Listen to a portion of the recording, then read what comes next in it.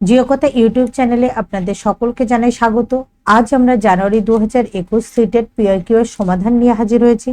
Pedagogy সহ সমস্ত প্রশ্নের সঠিক সুন্দর ব্যাখ্যা পেতে সঙ্গে থাকুন, দেখতে থাকুন। 181 নম্বর প্রশ্নে কি বলা হচ্ছে, ভারতের শরৎকাল সম্পর্কে এ বি সি বিবৃতিগুলি বিবেচনা করো এবং সঠিক উত্তরটি নির্বাচন করো। তো দেখো, শরৎকাল মানে কি? প্রত্যাবর্তনকারী মৌসুমী বায়ু। তো প্রথম বিবৃতি, শরৎকাল মানে হলো প্রত্যাবর্তনকারী মৌসুমী বায়ুর কথা বলা হচ্ছে। প্রত্যাবর্তনকারী মৌসুমী বায়ু কি বলা হচ্ছে বিবৃতি? এতে এই ঋতুকে দক্ষিণ পশ্চিম মৌসুমী বায়ু বলেও পরিচিতি। এই ঋতুকে দক্ষিণ পশ্চিম মৌসুমী বায়ু ঋতু বলেও পরিচিতি না। দেখো, দক্ষিণ পশ্চিম মৌসুমী বায়ু ঋতু মানে আগমনকারী মৌসুমী বায়ু ঋতু বা বর্ষাকাল। দক্ষিণ পশ্চিম মৌসুমী বায়ু ঋতু মানে বর্ষাকাল। এখানে শরৎকালের কথা বলা হচ্ছে, তাহলে এটা ভুল হয়ে গেল। এখানে তো বর্ষাকালের কথা বলছে না, শরৎকালের কথা বলছে। এই ঋতুতে বায়ু বঙ্গোপসাগর ও আরব সাগর থেকে স্থলভাগের দিকে প্রবাহিত হয়। উল্টে দিয়েছে। এই যে শরৎকাল, এখানে স্থলভাগ থেকে বঙ্গোপসাগর এবং আরব সাগরের দিকে প্রবাহিত হয়, অর্থাৎ এটিও ভুল। এই ঋতু মৌসুমীর আগমন ও অগ্রগতি দ্বারা চিহ্নিত না, এই ঋতু মৌসুমী বায়ুর প্রত্যাগমন দ্বারা চিহ্নিত, তাহলে সিও ভুল। এ বি সি সবকটি মিথ্যা, অপশন 4 রাইট অ্যান্সার। বলছে নিম্নলিখিত কোন নদীগুলি সুন্দরবন বদ্বীপ গঠন করেছে? তো সুন্দরবন বদ্বীপ গঠন করেছে গঙ্গা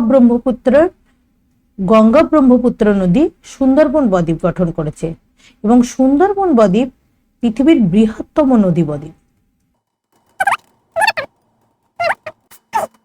পরের প্রশ্ন, এ এবং বি বৈশিষ্ট্যগুলির ভিত্তিতে বায়ুমণ্ডলের স্তর শনাক্ত করো। তো আমি আগেও অনেকবার পেরিয়েছি যে বায়ুমণ্ডলের টোটাল স্তর কটি? 5টা স্তর। এতে কি বলা হচ্ছে, মহাকাশ থেকে প্রবেশ করার সময় উল্কাপিণ্ডগুলো এই স্তরে পড়ে যায়। বলো কোন স্তর? মেসোস্ফিয়ার হবে। এই স্তরে উচ্চতা বৃদ্ধির সঙ্গে সঙ্গে তাপমাত্রা হ্রাস পায়, তাহলে এখানে কোন স্তরের কথা বলা হচ্ছে? মেসোস্ফিয়ার। তাহলে এতদিন ধরে আমরা বৈশিষ্ট্য পড়ছিলাম মেসোস্ফিয়ারে, যে মহাকাশ থেকে প্রবেশ করার সময় উল্কাপিণ্ড এই স্তরে পড়ে যায়। আর একটা বৈশিষ্ট্য কি দেখলাম না, উচ্চতা বৃদ্ধির সাথে সাথে তাপমাত্রা হ্রাস পায়, অর্থাৎ উষ্ণতা কমে যায়। উচ্চতা বৃদ্ধির সাথে সাথে তাপমাত্রা কমে যায়, অর্থাৎ উষ্ণতা কি হচ্ছে না, উষ্ণতার হ্রাস হচ্ছে। পরের প্রশ্ন, ইনসোলেশন কি? ইনসোলেশন হচ্ছে ইনকামিং সোলার রেডিয়েশন, অর্থাৎ সূর্য থেকে যে পরিমাণ শক্তি পৃথিবীতে এসে পৌঁছাচ্ছে তাই হচ্ছে ইনসোলেশন। অর্থাৎ ইনসোলেশন সম্পর্কিত কিসের সাথে? সৌরশক্তি বা সোলার এনার্জির সাথে সম্পর্কিত। সঠিক বিকল্পের সঙ্গে মিল করো। বলছি একদিকে হচ্ছে বন, একদিকে হচ্ছে কোথায় অবস্থিত। তো কনিফেরাস বন কোথায় কনিফেরাস বনের সাথে কি হবে? নরম কাঠের চিরহরিৎ গাছ। ভূমধ্যসাগরীয় উদ্ভিদের সাথে কি হবে? মহাদেশগুলির দক্ষিণ পশ্চিম প্রান্ত। ভূমধ্যসাগরীয় উদ্ভিদ কোথায় দেখা যাচ্ছে না? মহাদেশগুলির দক্ষিণ পশ্চিম প্রান্তে। ক্রান্তীয় চিরহরিৎ বনে কি পাওয়া যাবে? শক্ত গাছের কাঠ। আর নাতিশীতোষ্ণ চিরহরিৎ বন কোথায় না? মহাদেশের পূর্ব প্রান্তে অবস্থিত। A3 B4, A3 B4, C2 D1, option 2 right answer. পরের প্রশ্নে, নিচের দুটি বিবৃতি বিবেচনা করো এবং সঠিক বিকল্পটি নির্বাচন করো। বিবৃতি এতে কি বলা হচ্ছে, সাহারা একসময় সবুজ শ্যামল সমভূমি ছিল। সত্য।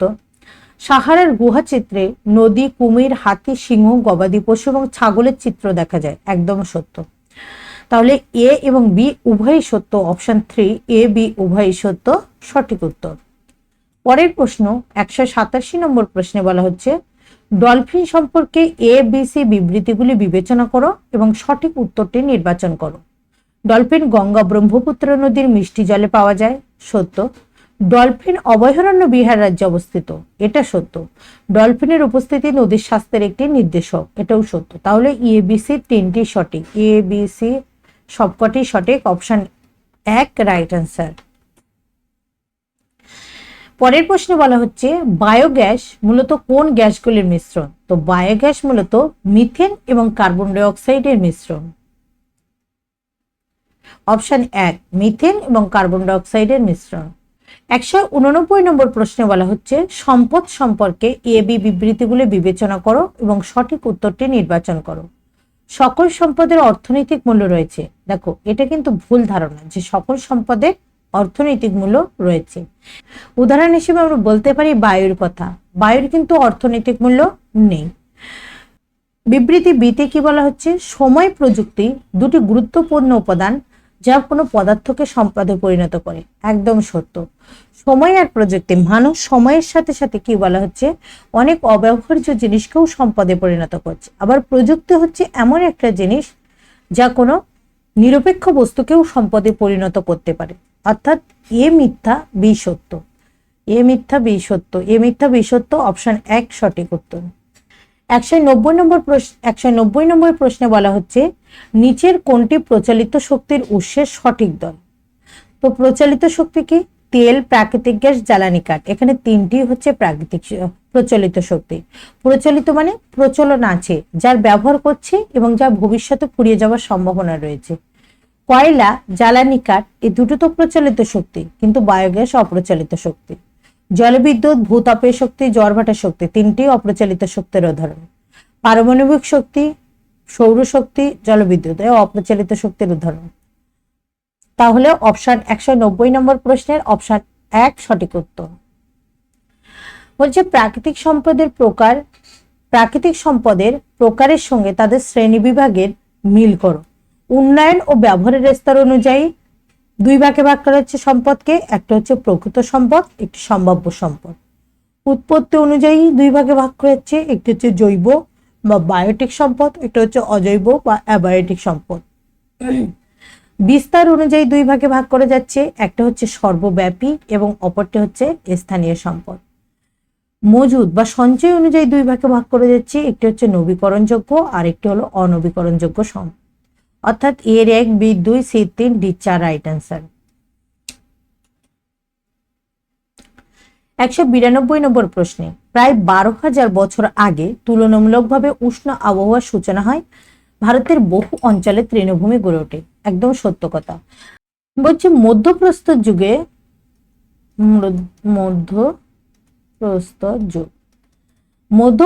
যুগ বা প্রায় 12,000 বছর পূর্বে কি দেখছি না যে আবহাওয়া তার পরিবর্তন দেখা দিচ্ছে, উষ্ণতা বৃদ্ধি পাচ্ছে। এর ফলে কি না বহু তৃণভূমি গড়ে উঠেছে। বিবৃতি 2 হরিণ, অ্যান্টিলোপ, ছাগল, ভেড়া, গবাদি পশুর সংখ্যা বৃদ্ধি পাচ্ছে। তৃণভূমি গড়ে ওঠার ফলে কি হচ্ছে সেই তৃণ খেয়ে বেঁচে থেকে যে সমস্ত প্রাণী তাদের সংখ্যাও বৃদ্ধি পাচ্ছে, যে কারণে হরিণ, অ্যান্টিলোপ, ছাগল, ভেড়া এবং গবাদি পশুর সংখ্যাও বৃদ্ধি পাচ্ছে। কেন বৃদ্ধি পাচ্ছে? কারণ তৃণভূমি গড়ে উঠেছিল তাই। তাহলে এ এবং বি উভয় সত্য এবং বি এর কারণ। Option 3 right answer. প্রত্নস্থল বা সাইট সম্পর্কে নিচের কোনটি সঠিক? প্রত্নস্থল বা সাইট সম্পর্কে নিচের কোনটি সঠিক? এগুলি এমন স্থান যেখানে অতীতের নিদর্শন পাওয়া গেছে। সত্য। এগুলি শুধুমাত্র পৃথিবীর পৃষ্ঠে পাওয়া যায় না, পৃথিবীর গভীরেও পাওয়া যায়। এগুলো শুধুমাত্র মাটির নিচে চাপা অবস্থায় পাওয়া যায় না, মাটির উপরেও পাওয়া যায়। এগুলি কখনো কখনো সমুদ্র বা নদীর নিচেও এটি কখনো সমুদ্র বা নদীর নিচে পাওয়া যায় না, একথা অসত্য। এটি কখনো কখনো সমুদ্র বা নদীর নিচেও পাওয়া যায়। তাহলে শুধুমাত্র এ সঠিক। পরের প্রশ্ন 194 নম্বর প্রশ্নে হরপ্পাবাসীরা তৈরি করত কি? পাথরের সিল, হলুদ নকশাযুক্ত মাটির পাত্র, লোহার তৈরি, স্পিন্ডল হোলস, সোনার পাত্র। তো তৈরি করতো কি না পাথরের সিল আর সোনার পাত্র তৈরি করত, কিন্তু তারা মাটির পাত্র তৈরি করত, কিন্তু হলুদ নকশাযুক্ত নয়। এই পাথরের সিল কেমন ছিল? আয়তাকার, যার উপরে কি থাকতো? পশুর চিত্র অঙ্কিত। তারা হলুদ নকশাযুক্ত মাটির পাত্র ব্যবহার করতো না, তারা লাল মাটির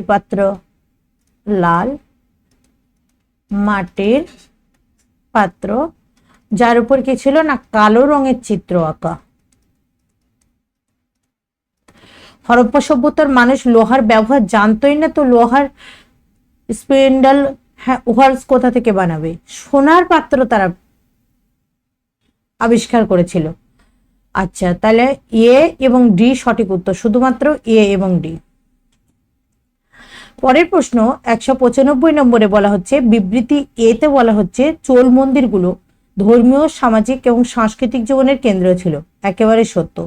চোলদের ব্রোঞ্জের মূর্তি দেবদেবীর ছিল, তবে কখনো কখনো ভক্তদেরও ছিল। একেবারেই সত্য। দেখো, চোল সমাজের যে মন্দির ছিল সেটি ছিল ধর্মীয়, সামাজিক এবং সাংস্কৃতিক জীবনের কেন্দ্র, এবং চোলদের যে ব্রোঞ্জের মূর্তি তখন সারা বিশ্বে প্রসিদ্ধ ছিল। এবং এই মূর্তি যে শুধু দেবতার নয়, দেবতার কিন্তু এই মূর্তি যে শুধু দেবতার ছিল তা কিন্তু নয়, কখনো কখনো এই মূর্তি ভক্তদেরও ছিল। তাহলে কি বলছে, এ এবং বি উভয়ই সত্য, কিন্তু ব্যাখ্যা কি করছে না। দেখো, এখানে বলছে যে চোল মন্দিরের বৈশিষ্ট্য বলছে, এখানে চোল মূর্তির কথা বলা হচ্ছে, অর্থাৎ এখানে মন্দির, এখানে মূর্তি, আলাদা আলাদা কথা বলা হচ্ছে। তাহলে এ বি উভয়ই সত্য, কিন্তু বি এর সঠিক ব্যাখ্যা নয়। Option 4 right answer. একটি মেগালিথ সমাধিতে দুটি কঙ্কালের অবশেষ পাওয়া গেছে। এই দুটি কঙ্কালের মধ্যে নারীর কঙ্কালটি শনাক্ত করার উপায় কি হবে? হাড়ের গঠন পরীক্ষা করে। একদম সত্য। হাড়ের গঠন পরীক্ষা করলে পাওয়া যাবে যে মহিলার কঙ্কাল কোনটি আর পুরুষের কঙ্কাল কোনটি। কারণ মহিলারা যেহেতু বাচ্চার জন্ম দেয়, তাই মহিলাদের কোটিপ্রবেশ পুরুষদের তুলনায় বড় হয়। কঙ্কালের উপরে থাকা অলংকার পরীক্ষা করে এটা সম্ভব নয়, কারণ তখন পুরুষরাও অনেক ক্ষেত্রে অলংকার পরিধান করত। কঙ্কালের আকার পরীক্ষা করে, এটা কঙ্কালের আকার পরীক্ষা করে জানা যায় বাচ্চাদের কঙ্কাল না বড়দের কঙ্কাল, ছেলে না মেয়ে তা জানা যায় না। কঙ্কালের সঙ্গে পাওয়া রান্নার বাসনপত্র পরীক্ষা করে, এটা কি করে সম্ভব?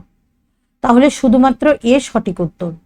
নিম্নলিখিত ঘটনাগুলিকে প্রাচীনতম থেকে শুরু করে ঊর্ধ্বক্রমে সাজাতে হবে, অর্থাৎ অ্যাসেন্ডিং অর্ডারে সাজাতে হবে, মানে বড় থেকে ছোট। অ্যাসেন্ডিং অর্ডার মানে বড় থেকে ছোট। ঠিক আছে। তো বেদের রচনা হয়েছিল 3500 বছর পূর্বে।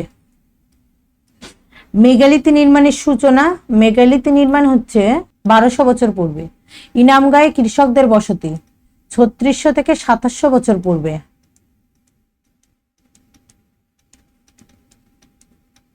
আর চরক এন্ট্রি নিচ্ছে 2000 বছর পূর্বে। ঠিক আছে। তাহলে সব থেকে বড় কোনটা? ইনামগাঁয়ে কৃষকদের বসতি, যেটি 3600 থেকে 2700 বছর পূর্বে। তারপরে বেদের রচনা হচ্ছে 3500 বছর পূর্বে। তারপরে আসছেন চরক 2000 বছর পূর্বে, এবং তারপরে আসছেন মেগালিথের সূচনা সিডিবি। না, কোনো অপশানে নেই, সমস্ত অপশানই এখানে ভুল দিয়ে রেখেছে। 198 নম্বর প্রশ্নে কি বলা হচ্ছে, নিম্নলিখিত ঘটনাগুলিকে সাম্প্রতিকতম থেকে শুরু করে নিম্নক্রমে, অর্থাৎ ডিসেন্ডিং অর্ডার, মানে ছোট থেকে বড় সাজাতে হবে। ছোট থেকে বড়। লোহার ব্যবহার বৃদ্ধি। দেখো, উপমহাদ্বীপে লোহার ব্যবহার শুরু হয়েছিল 3000 বছর পূর্বে, কিন্তু লোহার ব্যবহারের বৃদ্ধি হয়েছিল কিন্তু 2500 বছর পূর্বে। 2500 বছর পূর্বে। নগরের বিকাশ, 5 মার্ক কয়েনের প্রচলন 2500 বছর। উপমহাদেশে লোহার ব্যবহার শুরু হয় কবে? 3000 বছর পূর্বে। আরিকামেডি বন্দরের বসতি 2200 থেকে 1900 বছর পূর্বে। 2200 থেকে 1900। সঙ্গম সাহিত্যের রচনা হচ্ছে কবে? 2300 বছর পূর্বে। তাহলে সব থেকে ছোট কে আছে? আরিকামেডু, অর্থাৎ সি। তারপরে আছে কে? ডি। তারপরে এ, তারপরে B. CDAB. Option 3 right answer. বিবৃতি এ, দিল্লি সুলতানদের সময়ে তাওয়ারিকের রচয়িতারা জন্মগত অধিকার এবং লিঙ্গভিত্তিক পার্থক্যের উপর ভিত্তি করে একটি আদর্শ সমাজ ব্যবস্থা বজায় রাখার পরামর্শ দিতেন। একেবারে সত্য কথা। দেখো, দিল্লি সুলতানি যুগে যারা ইতিহাস লিখছেন তাদের এক বচনে বলা হয়, দিল্লি সুলতানি যুগে যারা ইতিহাস লিখছেন তাদের এক বচনে বলা হয় তারিখ, আর বহু বচনে বলা হয় তবারিক। এই তারিখ বা তবারিকের যে লেখকরা ছিলেন তারা জন্মগত অধিকার এবং লিঙ্গভিত্তিক পার্থক্যের উপর ভিত্তি করে যে সমাজ ব্যবস্থা, সেই সমাজ ব্যবস্থা গড়ে তোলার পরামর্শ দিতেন। তাদের এই ধারণাগুলো সবাই গ্রহণ করেছিল না, তাদের এই ধারণা সবাই গ্রহণ করেনি। তাহলে এ সত্য, বি মিথ্যা। এ সত্য, বি মিথ্যা। এ সত্য, বি মিথ্যা। অপশন 1 সঠিক উত্তর। 200 নম্বর প্রশ্নে কি বলা হচ্ছে, রাজিয়া তার শিলালিপিতে নিজের নাম পরিবর্তন করেছিলেন, একথা তো সত্য। রাজিয়া তার শিলালিপিতে নিজের নাম পরিবর্তন করেছিলেন এবং নিজেকে ইলতুৎমিশের কন্যা বলে পরিচয় দিয়েছিলেন এবং নিজেকে একজন পুরুষ হিসেবে উপস্থাপন করেছিলেন। না দেখো, নিজেকে পুরুষ হিসেবে উপস্থাপন করেছিলেন, এই লাইনটা পুরো অন্ধ্রপ্রদেশের বারাঙ্গলে একজন শাসকিয়া ছিল কাকাতীয় বংশে, তার সম্পর্কে এনসিআরটি একথা বলছে যে নিজেকে পুরুষ হিসেবে উপস্থাপন করেছিল। বিবৃতি বিতে কি বলা হচ্ছে, তাবারিকের রচয়িতারা সামাজিক এবং লিঙ্গগত পার্থক্য ব্যবহার করে যুক্তি দিতেন যে পুরুষরা নারীদের তুলনায় শ্রেষ্ঠ। একদম সত্য কথা। কেন বলছি, কারণ মিনাজুর সিরাজ নামক একজন ইতিহাসকার ছিলেন, তিনি লিখছেন রাজিয়া সুলতানের সময়, তিনি লিখছেন রাজিয়া সুলতান সম্পর্কে যে রাজিয়া তার ভাইদের থেকে যোগ্য ছিল, কিন্তু তিনি তার শাসন ব্যবস্থাকে মেনে নিতে পারছেন। কেন? কারণ রাজিয়া যেহেতু মহিলা ছিল, তাই তিনি তার শাসন ব্যবস্থাকে মেনে নিতে পারছেন না। অর্থাৎ এখানে আমরা দেখছি বিবৃতি এ মিথ্যা কিন্তু বিবৃতি বি সত্য। এ মিথ্যা বি সত্য, অপশন 2 রাইট অ্যান্সার। সিটেট 200টা পিওয়াইকিউ এর সমাধান আমরা করে ফেলেছি এসএসটিতে, আগেও চলতে থাকবে এমন। যদি ক্লাসটি ভালো লাগে অবশ্যই লাইক কমেন্ট শেয়ার করবে এবং অবশ্যই চ্যানেলটিকে সাবস্ক্রাইব করে রাখবে যাতে প্রত্যেকটা ভিডিও সঠিক সময়ে তোমাদের কাছে পৌঁছে যেতে পারে। 201 বিবৃতি এ, আকবর, জাহাঙ্গীর এবং শাহজাহান শাসন নীতির মূলনীতি হিসেবে সুলাকুল বা সার্বজনীন শান্তির ধারণা অনুসরণ করেছিলেন। একদম সত্য। মূলত আকবর দিয়েছিলেন কিন্তু গ্রহণ সবাই করেছিল। বিবৃতি বিতে বলা হচ্ছে বিভিন্ন ধর্মের মানুষের সঙ্গে আকবরের মত বিনিময়ের ফলে তিনি উপলব্ধি করেছিলেন যে ধর্মীয় আচার অনুষ্ঠান এবং গোঁড়ামির উপর জোর দেওয়া ধর্মীয় পণ্ডিতরাই প্রায়ই গোঁড়া ছিলেন। এ কথাও সত্য। আকবর কি করেছিল, সার্বভৌম শান্তির কথা বলেছিলেন বা সার্বজনীন শান্তির কথা বলেছিলেন, যে জন্য তিনি সুলাকুলের পরামর্শ দিয়েছিলেন। এবং তিনি যখন আলোচনায় বসতেন এবং সেখানে তিনি দেখতেন যে প্রত্যেকটা ধর্মে কিছু সেই ধর্মকে মানা কিছু গোঁড়া লোক আছে যারা কি হচ্ছে ধর্মীয় গোঁড়ামির উপর জোর দেয়, তাহলে এ এবং বি উভয়ই সত্য। এবং কি বি এর কারণ, তাহলে এ বি উভয়ই সত্য এবং বি এর কারণ, অর্থাৎ অপশন 3 রাইট অ্যান্সার। পরের প্রশ্নে কি বলা হচ্ছে, দিল্লি সুলতান এবং মুঘলদের শাসনকালে সামাজিক শ্রেণীগুলোর মধ্যে বৈষম্য হ্রাস পেয়েছিল। কোনো বৈষম্য হ্রাস পায়নি।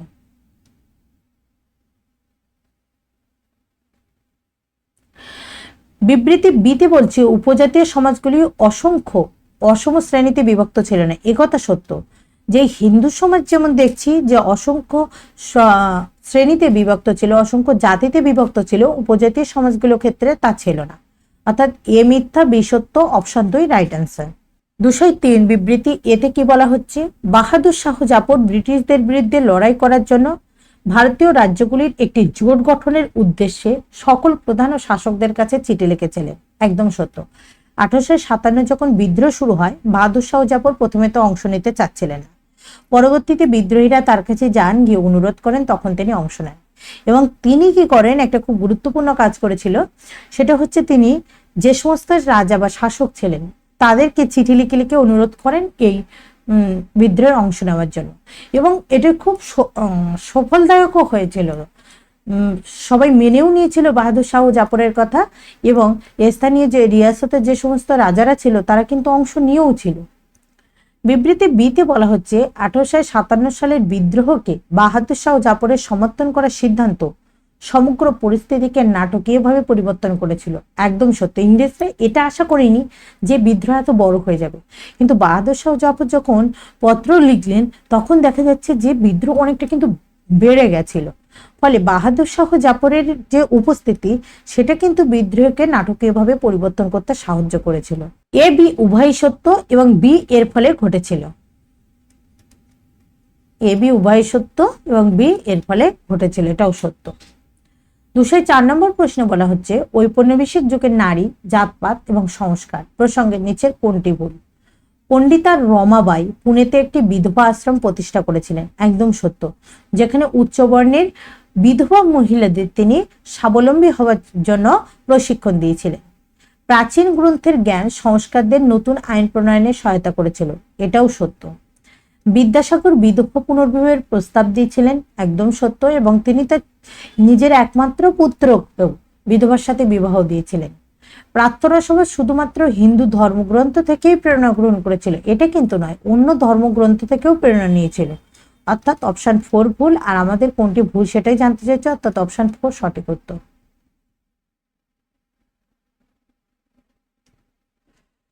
পরের প্রশ্ন, তেলেঙ্গানা রাজ্যটি পূর্বে কোন রাজ্যের অন্তর্গত ছিল? তো অন্ধ্রপ্রদেশের অন্তর্গত ছিল। 2014 সালের 2 জুন অন্ধ্রপ্রদেশ ভেঙে ভারতের 29তম রাজ্য এবং নবীনতম রাজ্য হিসেবে কি তেলেঙ্গানা ভারতের 2014 সালের 2 জুন অন্ধ্রপ্রদেশ ভেঙে ভারতের 29তম রাজ্য হিসেবে তেলেঙ্গানা গঠিত হয়। তাহলে অপশন 4 রাইট অ্যান্সার। 206 নম্বর প্রশ্নে বলা হচ্ছে নিচের বিবৃতিগুলি বিবেচনা করো এবং গণতন্ত্রে গণমাধ্যমের সঠিক ভূমিকা নির্দেশ করে এমন বিকল্পটি নির্বাচন করো। দেখো, গণতন্ত্রের চতুর্থ স্তম্ভ আমরা বলি সংবাদ মাধ্যমকে, এবং সংবাদ মাধ্যম যখন তার কাজ ঠিকঠাক না করে তখন কি পরিস্থিতি হয় সেটা কিন্তু আমরা সাম্প্রতিক যে আন্দোলন হলো সেখানে দেখলাম। সুতরাং গণমাধ্যমের ভীষণ বড় ভূমিকা আছে গণতন্ত্র প্রতিষ্ঠায়। সংবাদের মাধ্যমে নাগরিকদের তথ্য প্রদান করা উচিত। আচ্ছা, সংবাদ অনুষ্ঠানের মাধ্যমে বিজ্ঞাপনদাতাদের দৃষ্টিভঙ্গি তুলে ধরা উচিত। বিজ্ঞাপনদাতাদের দৃষ্টিভঙ্গি নয়, জনগণের দৃষ্টিভঙ্গি তুলে ধরা উচিত, কিন্তু বাস্তবে সাংবাদিকরা করছেন এটা, তাহলে এটা ভুল। সমাজের সকল শ্রেণীর মতামত নিয়ে আলোচনা করা উচিত, একদম সত্য। অর্থাৎ এ এবং সি সত্য, বি যেখানে যেখানে হচ্ছে কাটো, বি বি এ এবং সি। অপশন 3 সঠিক উত্তর।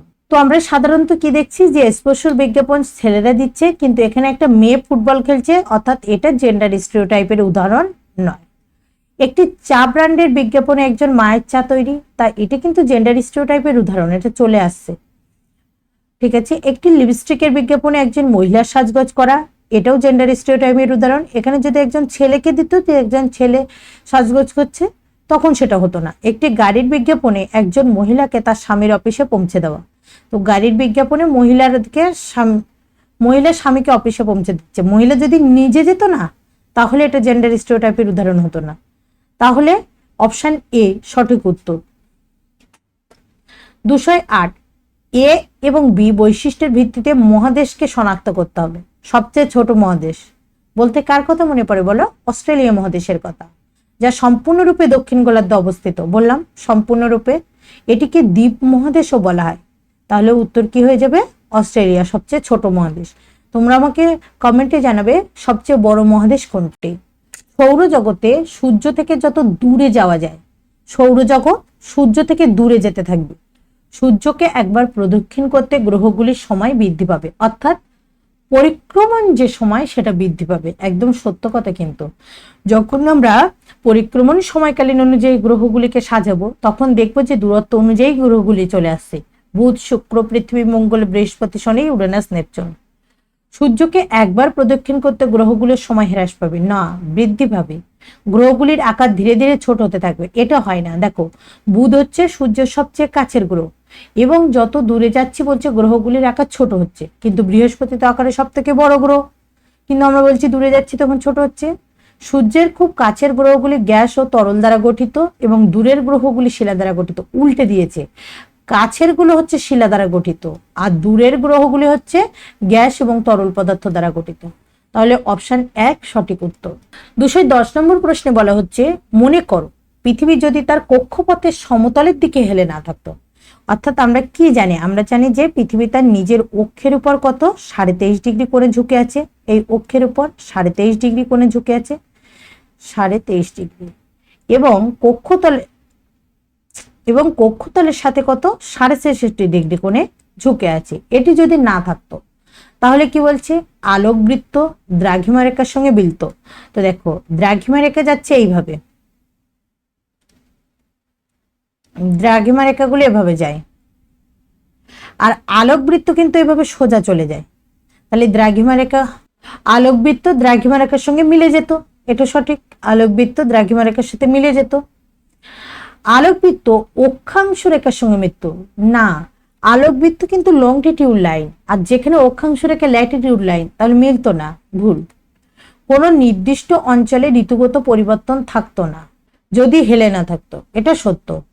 যে কোনো নির্দিষ্ট অঞ্চলে ঋতুগত পরিবর্তন থাকতো না।